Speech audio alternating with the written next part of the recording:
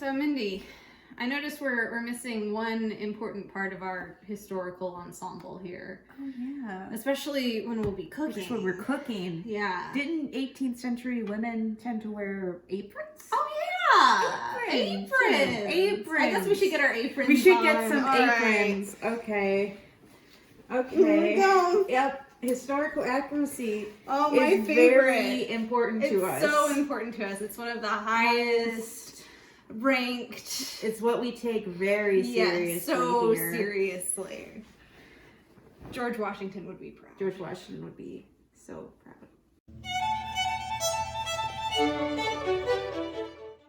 Hello, and welcome to Needles and Nerds, where today we are going to celebrate George Washington's birthday. His birthday! By making his most favorite cake, the Great Cake, the recipe of which has been provided to us by the wonderful people at Colonial Williamsburg. Thank you. We actually got a chance to speak with Martha Washington, well, the lady who reenacts Martha Washington up there. We've made the cake once before, but we got a little bit of advice from her, and so we're excited to try it again. Oh, milk. I mean, we're not making a glaze. Because we don't have milk. We don't have milk. But that's okay. Yeah, we've learned a lot since the last time we did this. What would I put in 10 egg whites. 10 egg whites. Okay, so for those of you who don't know what the Great Cake is, it's basically a very strange pound cake that has brandy flavored currants in it. Which is like the best. So, I don't know if this is a normal step in pound cakes. I don't make pound cakes. I only made one and it was terrible.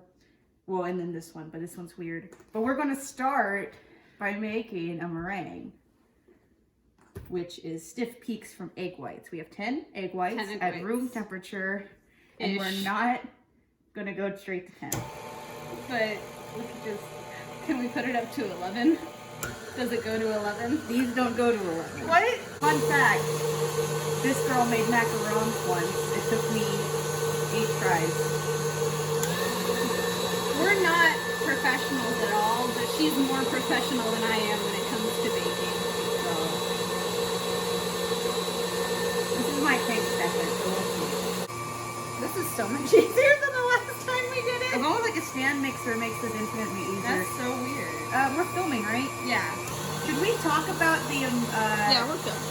the historical inaccuracies of using a stand mixer, or do you think they know? No, they totally had these. Like Martha Washington herself Used a stand mixer? a KitchenAid specific stand mixer Classic. in the 1700s. Yeah. That's George Washington's favorite kitchen tools.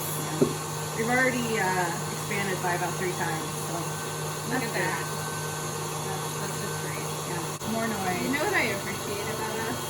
Do you want to watch this? Yes. Yeah, is the fact that we're a sewing channel and we only have making and sewing video on our channel. That's great. I love it.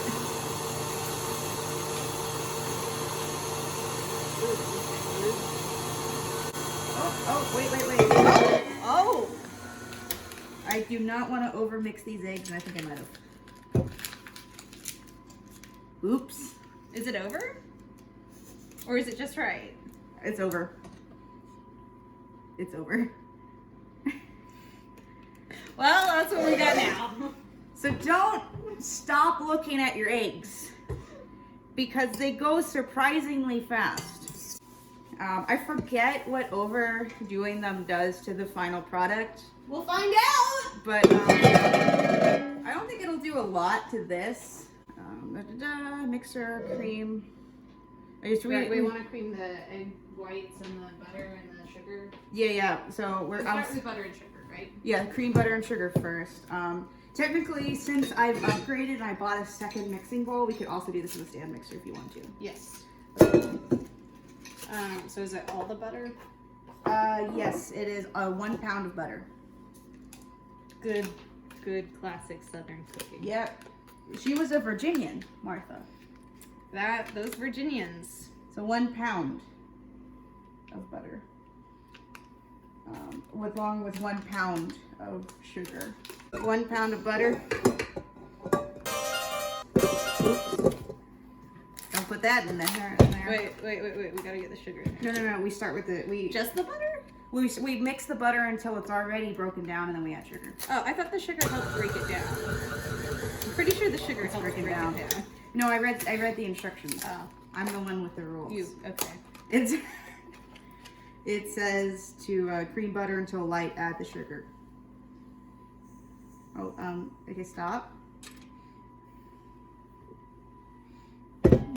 Now go.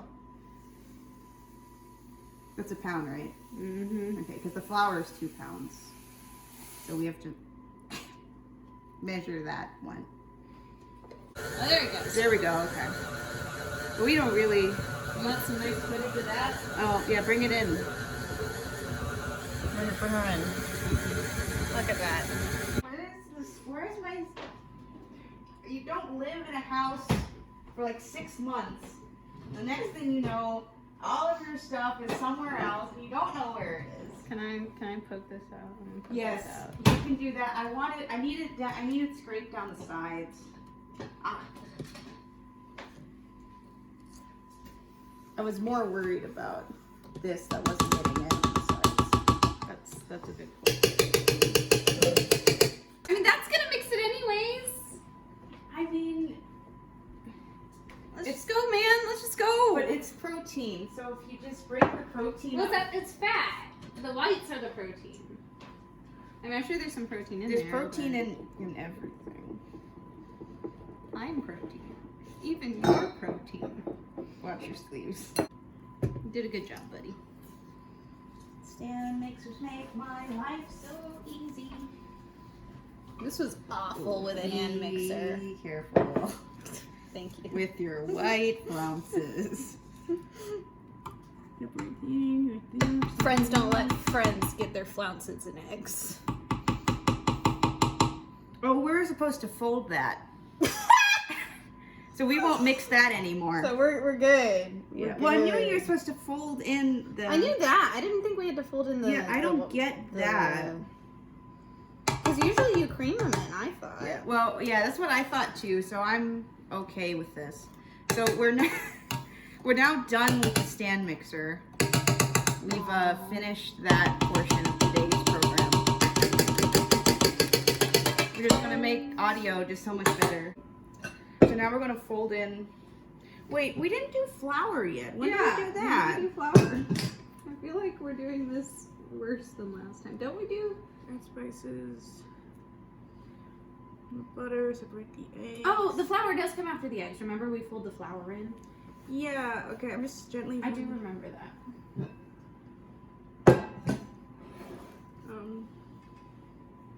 You combine, separate the eggs gently. You fold meringue into flour, okay. Fold the meringue, fold meringue into flour. We don't fold the meringue into this. Oh, you right, okay. How is this 2 pounds? Okay. Yeah, that's what I said, but it's 2 pounds. So I remember doing this when we made it before too. I just have to kind of eyeball it. I don't have a kitchen scale. So professional. That's not a little bit. That's it. Do we need to grease the non-stick bun pan? That sounds like a silly question, but it's not. I think we can grease it with butter. Well, we used all the butter. Yeah. Well, do we have any other butter? No. You guys don't own any butter? We only buy butter when I bake. Otherwise, we use margarine. We can do margarine. At this point, we've deflated quite a bit of it. But to be fair, we overinflated. We overinflated in the first place, so it wasn't in a great spot. And then, I mean, there's only so much you can do when you add a pound of flour. I can't really remember. Because, like, when you make macarons, when you make them right, you still end up losing a fair amount of volume. So... There's still some sticky, but that's fine. That's fine. This is gonna be fun. I'm gonna learn how to beep out cuss words. You'll have to put in a sound that's not the classic beep sound, because apparently... Are we gonna put a harpsichord sound? Yes. It's margarine. It's not butter. I can't believe it's not butter. I can't. We have to add this. Should we add the butter to this, or should we add this? I think to we should that? add the butter to that. Okay. So you spoon, I'll fold. I don't remember this part. I don't either. I feel like we did it wrong last time. I think we just folded everything into one bowl. Probably. That or that ended up more liquidy, so then we could just pour it. Yeah. I mean, well, technically the egg whites would never, I don't know. I think we did it all in one bowl. I think we like read the instructions wrong. Oh, that smells so good. Well, I know we had to cream this, and I know we did the flour into the egg. Huh. Well, this is working really well. It is. So, We'll go with it. I think we just did it wrong last time. More than likely. Oh, mace and nutmeg to taste. Oh. Gosh darn it. I think we did a quarter before. I think we did it. Doing a quarter now.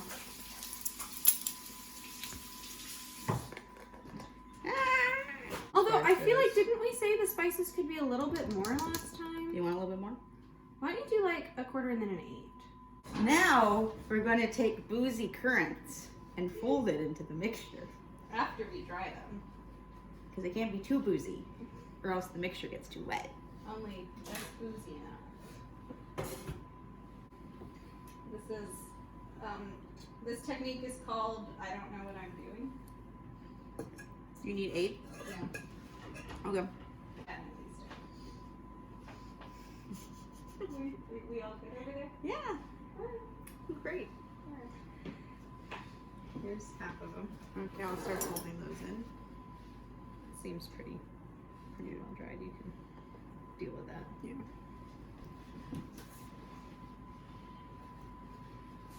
They're like more dry than they were the last time we attempted this. Not wrong. They did just say to pat it dry.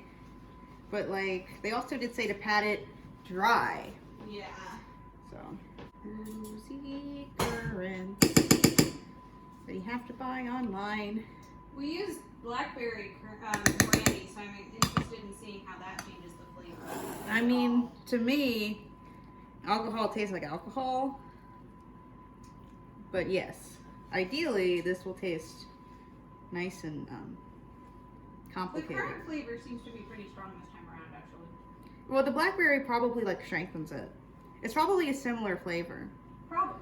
Now see, normally, if I was baking, this amount of filling would be good to me. But this is Martha's recipe, so we're gonna add another ½ pound. Life is hard. Do you want me to take a turn? Man, yeah. You wanna go? Yeah. It's not very hard, but I just wanna do it. Ah, okay, there you go.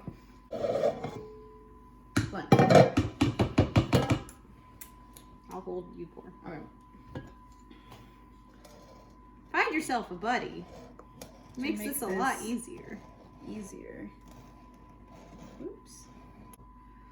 I'm getting it all up there. Honestly, if you have any questions about this, Oh, we no. probably won't cover it in the video. Oh, no. So just comment, ask us, we'll respond. Not to say we'll have an answer, but we can try. Oh no. George Washington's birthday cake makes a mess everywhere. Ding. That's my song. Oh yeah. It got more liquidy. Tastes right. If the edges of your cake have started coming off of the sides and you see a nice golden brown there on the edge, then it's more likely than not done. But you still want to do a probe because, especially with the bun pans, when you have a cake like this thick and dense, sometimes the inside will finish later than the outside. But we'll see. The last time I think it took like An hour. an hour. But it was a different oven, It was a different oven. different scenario. I feel like this oven kind of varies. It used to run hot. It might run a little less hot now. Do we need to lower the wrap? Or is it good? That's pretty center. Okay. I think it'll be good. Do we want to put foil on the top? Or... We did before. Alright. Did we? I don't think so. Okay. We can. That's a pound cake thing for all you watching for actual tips. to put foil on top to prevent premature browning. Since it takes so long for the center to cook. Oh my gosh, we have to clean. It's George Washington's birthday. Yes, George Washington's birthday. He may not have been the greatest man in the world. He had his faults, he had his problems, but he was a significant influence on our country. And the cake is really delicious. The cake is good. And so that is why we want to celebrate his birthday. Yes. So it's partly George Washington, partly our love for dressing in 18th century costumes. Yes. And partly our love for 18th century baking. Totally historically accurate. Such our love for that. Oh, it's all over me.